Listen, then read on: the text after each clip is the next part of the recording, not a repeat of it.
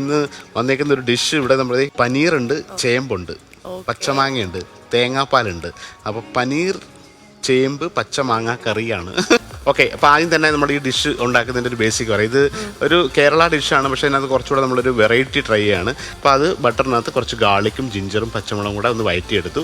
അതിനകത്ത് കുറച്ച് ഉള്ളി, അതിനുശേഷം ഹാഫ് ബോയിൽ ചെയ്ത ചേമ്പാണ്. ഇത് ചേമ്പോ ചേനയൊക്കെ നിങ്ങൾക്ക് ട്രൈ ചെയ്യാം. ഇതൊരു വെജിറ്റേറിയൻ എപ്പോഴും പനീറൊക്കെ കഴിക്കുന്നവർക്ക് ഒരു പ്രത്യേക ഒരു സ്വാദ് കിട്ടാൻ വേണ്ടിയിട്ടാണ്.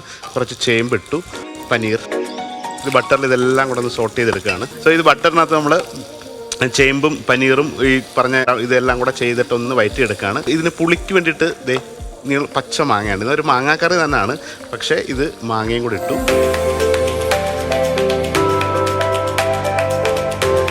ഇതൊക്കെ എങ്ങനെയാണ് എക്സ്പ്ലോർ ചെയ്യുന്ന കോമ്പിനേഷൻസ് നമ്മളിങ്ങനെ ട്രൈ, നിങ്ങളൊക്കെ അഭിനയത്തിലൊക്കെ കുറെ അല്ലെങ്കിൽ പാട്ടിലൊക്കെ ഓരോരുത്തർ ചെയ്യുന്ന പോലെ നമ്മളിങ്ങനെ പരീക്ഷിക്കുകയാണ്. അപ്പോൾ സാധാരണ പനീർ എന്ന് പറഞ്ഞാൽ ഒരു പനീർ ബട്ടർ മസാല, പനീർ മഖ്നി അല്ലെങ്കിൽ അങ്ങനെയൊക്കെയാണ്. അപ്പോൾ ഇത് നമ്മുടെ ഒരു കറിയിലൂടെ ഇതിനെ ഒരു ഡിഫറെൻ്റ് ആയിട്ട് ട്രൈ ചെയ്ത് നോക്കും. അപ്പോൾ കറക്റ്റ് ചില സമയങ്ങളിൽ നമുക്കത് വർക്കാവും. നമ്മളിങ്ങനെ സമയം കിട്ടുമ്പോഴൊക്കെ പുതിയ ഡിഷുകൾ ഉണ്ടാക്കുമ്പം ഡിഫറെൻറ്റ് ഇൻഗ്രീഡിയൻസിനെ യോജിപ്പിച്ച് നോക്കുമ്പം അതുമായിട്ട് എങ്ങനെ കണക്റ്റ് ആവും. ചില കാര്യങ്ങൾ കണക്റ്റ് ആകുമ്പോൾ അത് ഡിഷായിട്ട് ടെസ്റ്റ് ചെയ്യുന്നത് നമ്മുടെ കിച്ചണിലെ ഷെഫുമാർ ചെയ്യും, വീട്ടിൽ പോകുമ്പോൾ ചെയ്യും. വൈഫ് നന്നായിട്ട് കുക്ക് ചെയ്യുന്ന ഒരാളാണ്. ഇനി ഇവിടെ ഇതിൻ്റെ ഒരു സൈഡിലേക്ക് മാറ്റി വെക്കണം. മാറ്റി വെച്ചിട്ട് എപ്പോഴും ഞാനൊരു എല്ലായിടത്തും പറയുന്നത്, ചിലത് ചെയ്യാറില്ല, നമ്മളിങ്ങനെ ഒരു പാനിലൊക്കെ ചെയ്യുമ്പം എപ്പോഴും അതിൻ്റെ സ്പൈസ് ആഡ് ചെയ്യുന്നു. പാനിൽ ഒരു സൈഡിലിട്ട് റോസ്റ്റ് ചെയ്തെടുത്തിട്ട് മിക്സ് ചെയ്ത് കഴിഞ്ഞാൽ കുറച്ചുകൂടെ ഒരു ഫ്ലേവർ കിട്ടും. കാരണം അതൊരു സ്ലോ റോസ്റ്റ്, ഇതിൻ്റെ വെള്ളമൊന്നും വരാണ്ട് ഇങ്ങനെ നിൽക്കണം. അപ്പോൾ ഇതെവിടെ ഇരിക്കുന്നു, നമുക്കിതിന് വേണ്ട സ്പൈസ് ആഡ് ചെയ്യാം. കുറച്ച് മഞ്ഞൾപ്പൊടി. ഞാൻ ആകെ ഒന്ന് ട്രൈ ചെയ്തിരുന്നത് പണ്ട് ഇങ്ങനെ എല്ലാവരും കുക്ക് ചെയ്യാം, മണിയൊക്കെ ഒന്ന് സേവ് ചെയ്യാൻ ഉമ്മനോട് ചോദിച്ചിട്ട് ഏറ്റവും സിമ്പിൾ പരിപ്പ് കറി ഉണ്ടാക്കാന്ന് വെച്ചു. അങ്ങനെ കുക്കറിൽ എല്ലാം കൂടി ഇട്ടങ്ങ് അങ്ങനെ സക്സസ്ഫുൾ ആയി. അങ്ങനെ എല്ലാവർക്കും ഇഷ്ടമായി. 1 ഹിറ്റ്. 2 ദിവസം കഴിഞ്ഞപ്പോ പിന്നെയും ഞാൻ പരിപ്പ് കറി തന്നെ വീണ്ടും ഉണ്ടാക്കി. എല്ലാവരും ഓക്കെ പറഞ്ഞു. പിന്നെയും കുറച്ച് ദിവസം കഴിയുമ്പോൾ ഞാൻ കുക്ക് ചെയ്യുമ്പോൾ പരിപ്പ് കറി തന്നെ. അവസാനം അവർ പറഞ്ഞു നിർത്തിക്കും. അപ്പൊ ഇതുണ്ട് ഒരു പിങ്ക് കളറിൽ ആ ഒരു രീതിയിൽ മസാല ആയിട്ടുണ്ട്, ചേമ്പിലും മാങ്ങയിലും എല്ലാം കൂടെ. അപ്പൊ ബട്ടറിനകത്താണ് ഇത് സോട്ട് ചെയ്തേക്കുന്നത്. ഇനി ഇത് ഒന്ന് റെഡി ആകുമ്പോഴത്തേക്ക് തേങ്ങാപ്പാൽ 2ാം പാലും 1ാം പാലോടെ കുറുക്കി എടുത്തിട്ട് നല്ലൊരു താളിപ്പിട്ട് കഴിഞ്ഞാൽ ഈ സംഭവം അടിപൊളിയായിട്ട് വരും.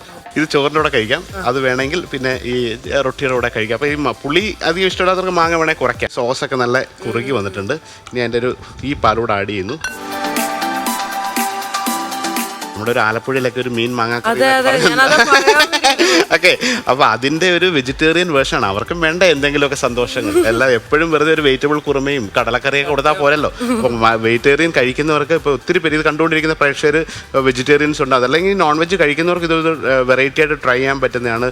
ഇത് ശരിക്കും മീൻ മാങ്ങാക്കറിയുടെ അതേ റെസിപ്പിയാണ്, അതേ മണമാണ്. ഇനിയിപ്പോൾ ഇതിൻ്റെ താളിപ്പിനകത്ത് നമ്മൾ ഉലുവയും കൂടി ഇടും. ഈ മീൻകറിയുടെ രുചി മാറുന്നത് ഉലുവ താളിക്കുമ്പോഴാണ്. അപ്പോൾ ഉലുവയും കൂടി ഇടുമ്പോൾ ഈ ഇതിൻ്റെ ഒരു മീൻകറി ആണെന്ന് തന്നെ തോന്നുന്നു. ആളുകൾ വരികയോ ഇത് കഴിക്കാൻ പറ്റില്ല, മീനുണ്ടെന്ന് തോന്നും, പക്ഷെ മീനല്ല.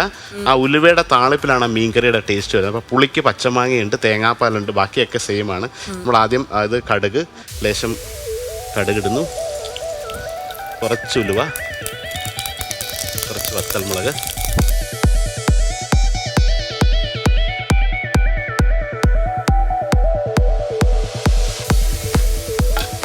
റോസ്റ്റായി. ആ ഉള്ളി ചില്ലിയും കൂടെ ബ്രൗൺ ആണ്. ഇതെന്തായാലും റീക്രിയേറ്റ് ചെയ്യാൻ പറ്റും. അതെ, ഇതെനിക്കറിയില്ല. ഇത് ഈ ഒരു ഡിഷോ, ഇത് സിമ്പിൾ അല്ലേ? ഇത്തിരി മുളക് പൊടി ഇട്ടു. മുളക് പൊടി ഇട്ടിട്ട് ഇത് ഇങ്ങനെ ഇതിലോട്ട് താളിച്ച് ഒഴിക്കാൻ പോവാണ്.